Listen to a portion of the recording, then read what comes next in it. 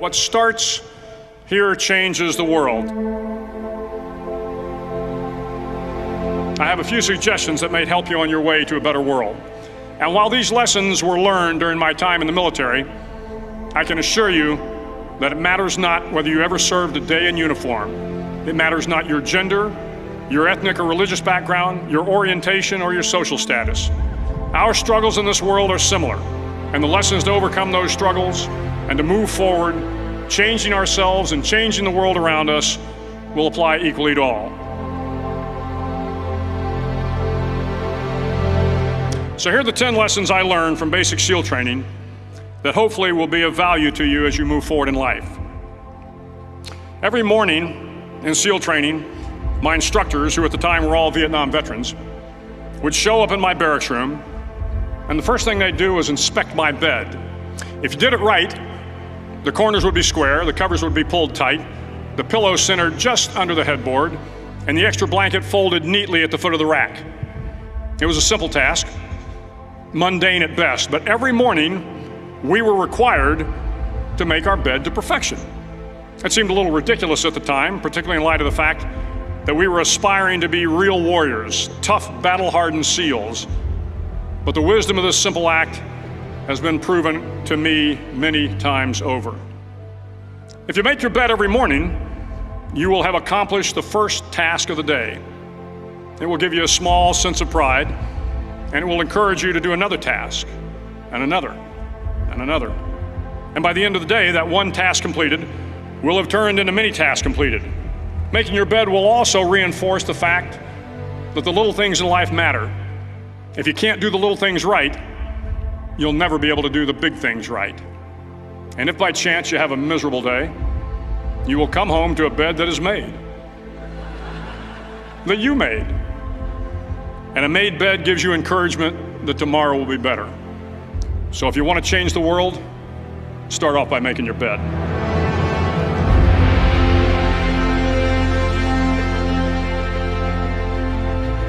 During SEAL training, the students are all broken down into boat crews.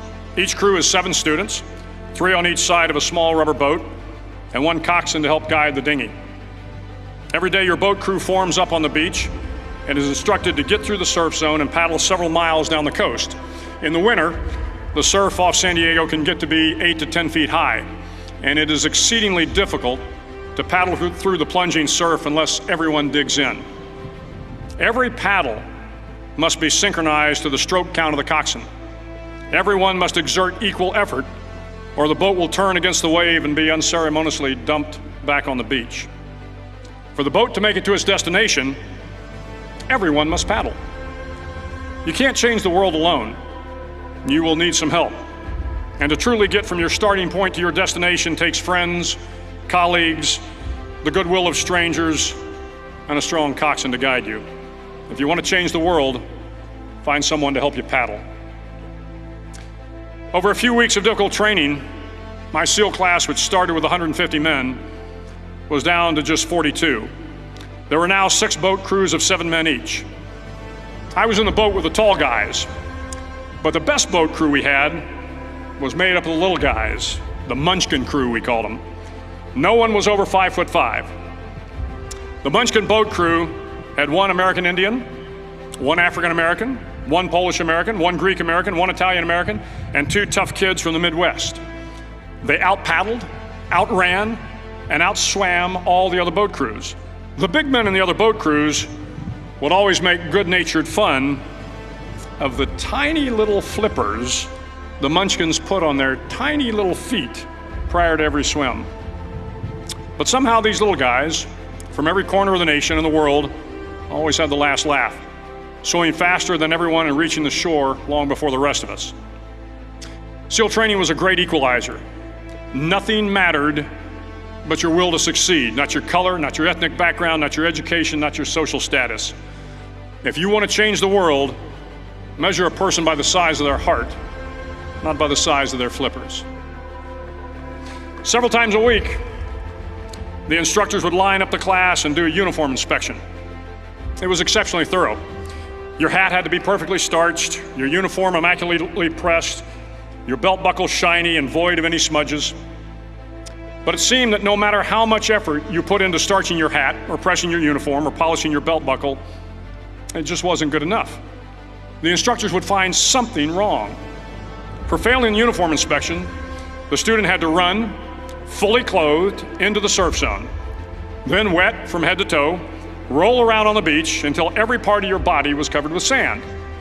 The effect was known as a sugar cookie. You stayed in the uniform the rest of the day, cold, wet, and sandy. There were many a student who just couldn't accept the fact that all their efforts were in vain, that no matter how hard they tried to get the uniform right, it went unappreciated. Those students didn't make it through training. Those students didn't understand the purpose of the drill. You were never going to succeed. You were never going to have a perfect uniform. The instructors weren't going to allow it. Sometimes, no matter how well you prepare or how well you perform, you still end up as a sugar cookie. It's just the way life is sometimes. If you want to change the world, get over being a sugar cookie and keep moving forward. Every day during training, you were challenged with multiple physical events: long runs, long swims, obstacle courses, hours of calisthenics, something designed to test your mettle.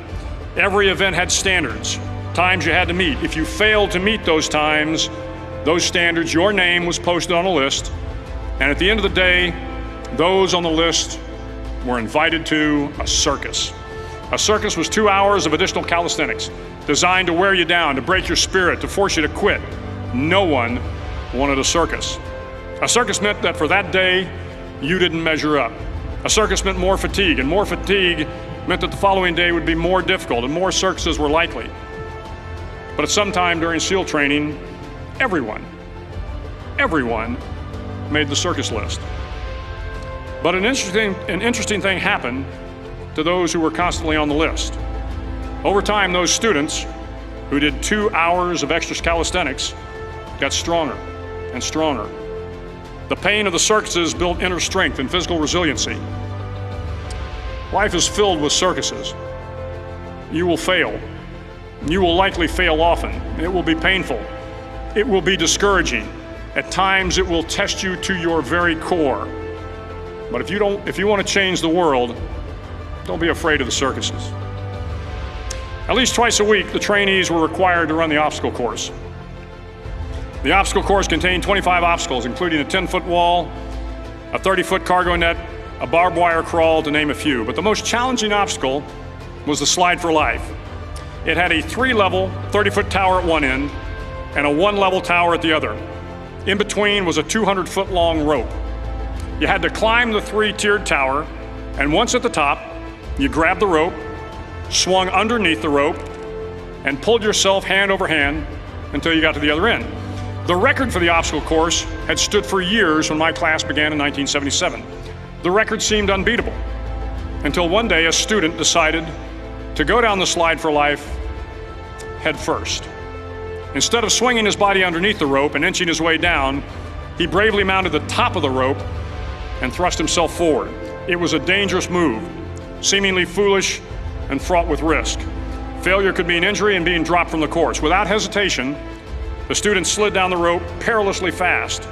Instead of several minutes, it only took him half that time. And by the end of the course, he had broken the record. If you want to change the world, sometimes you have to slide down the obstacles head first. During the land warfare phase of training, the students are flown out to San Clemente Island, which lies off the coast of San Diego. The waters off San Clemente are a breeding ground for the great white sharks. To pass SEAL training, there are a series of long swims that must be completed. One is the night swim. Before the swim, the instructors joyfully brief the students on all the species of sharks that inhabit the waters off San Clemente. They assure you, however, that no student has ever been eaten by a shark, at least not that they can remember. But you are also taught that if a shark begins to circle your position, stand your ground. Do not swim away. Do not act afraid. And if the shark, hungry for a midnight snack, darts towards you, then summons up all your strength and punch him in the snout, and he will turn and swim away. There are a lot of sharks in the world. If you hope to complete the swim, you will have to deal with them. So if you want to change the world, don't back down from the sharks. As Navy SEALs, one of our jobs is to conduct underwater attacks against enemy shipping. We practice this technique extensively during training. The ship attack mission is where a pair of SEAL divers is dropped off outside an enemy harbor and then swims well over 2 miles underwater, using nothing but a depth gauge and a compass to get to the target. During the entire swim, even well below the surface, there is some light that comes through. It is comforting to know that there is open water above you. But as you approach the ship, which is tied to a pier, the light begins to fade. The steel structure of the ship blocks the moonlight. It blocks the surrounding street lamps. It blocks all ambient light. To be successful in your mission, you have to swim under the ship and find the keel, the center line, and the deepest part of the ship. This is your objective. But the keel is also the darkest part of the ship, where you cannot see your hand in front of your face, where the noise from the ship's machinery is deafening, and where it gets to be easily disoriented, and you can fail. Every SEAL knows that under the keel, at that darkest moment of the mission, is a time when you need to be calm, when you must be calm, when you must be composed, when all your tactical skills, your physical power, and your inner strength must be brought to bear. If you want to change the world, you must be your very best in the darkest moments. The 9th week of training is referred to as Hell Week. It is 6 days of no sleep, constant physical and mental harassment, and one special day at the Mud Flats. The Mud Flats are an area between San Diego and Tijuana where the water runs off and creates the Tijuana Sloughs, a swampy patch of terrain where the mud will engulf you. It is on Wednesday of Hell Week that you paddle down to the Mud Flats and spend the next 15 hours trying to survive this freezing cold, the howling wind, and the incessant pressure to quit from the instructors. As the sun began to set that Wednesday evening, my training class, having committed some egregious infraction of the rules, was ordered into the mud. The mud consumed each man till there was nothing visible but our heads. The instructors told us we could leave the mud if only 5 men would quit. Only 5 men, just 5 men, and we could get out of the oppressive cold. Looking around the mud flat, it was apparent that some students were about to give up. It was still over 8 hours till the sun came up. 8 more hours of bone-chilling cold. The chattering teeth and the shivering moans of the trainees were so loud, it was hard to hear anything. And then one voice began to echo through the night. One voice raised in song. The song was terribly out of tune, but sung with great enthusiasm. One voice became 2, and 2 became 3, and before long, everyone in the class was singing. The instructors threatened us with more time in the mud if we kept up the singing, but the singing persisted. And somehow the mud seemed a little warmer, and the wind a little tamer, and the dawn not so far away. If I have learned anything in my time traveling the world, it is the power of hope. The power of one person, a Washington, a Lincoln, King, Mandela, and even a young girl from Pakistan, Malala. One person can change the world by giving people hope. So if you want to change the world, start singing when you're up to your neck in mud. Finally, in SEAL training, there's a bell. A brass bell that hangs in the center of the compound for all the students to see. All you have to do to quit is ring the bell. Ring the bell, and you no longer have to wake up at 5 o'clock. Ring the bell, and you no longer have to be in the freezing cold swims. Ring the bell, and you no longer have to do the runs, the obstacle course, the PT, and you no longer have to endure the hardships of training. All you have to do is ring the bell to get out. If you want to change the world, don't ever, ever ring the bell. It will not be easy. Start each day with a task completed. Find someone to help you through life. Respect everyone. Know that life is not fair and that you will fail often. But if you take some risks, step up when the times are the toughest, face down the bullies, lift up the downtrodden, and never, ever give up. If you do these things, the next generation and the generations that follow will live in a world far better than the one we have today. And what started here will indeed have changed the world for the better. Thank you very much.